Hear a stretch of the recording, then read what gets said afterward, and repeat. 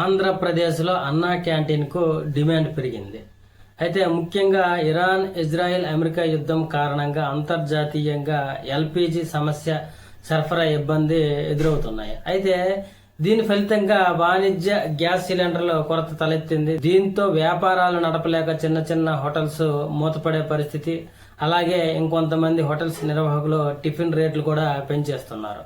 ఇలాంటి సందర్భంలో ఏపీలో అన్న క్యాంటీన్లకు డిమాండ్ పెరిగింది. పేదలకు, కార్మికులకు తక్కువ రేటుతో 3 పూటల నాణ్యమైన, రుచికరమైన భోజనం అందించాలనే ఉద్దేశంతో ఏపీ ప్రభుత్వం అన్న క్యాంటీన్ను ఏర్పాటు చేసింది.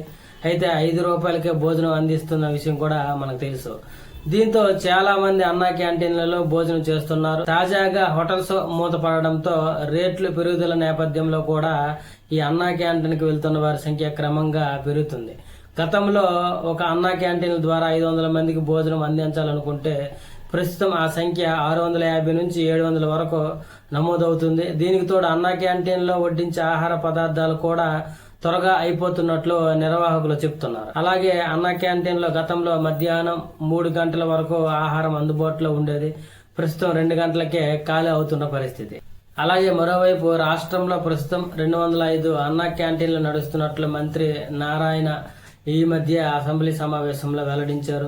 వీటి ద్వారా కోట్ల మందికి బ్రేక్ఫాస్ట్, లంచ్, డిన్నర్ అందించినట్లు తెలిపారు. త్వరలోనే గ్రామీణ ప్రాంతాలలో అన్నా క్యాంటీన్లు ఏర్పాటు చేస్తామని మంత్రి నారాయణ వెల్లడించారు.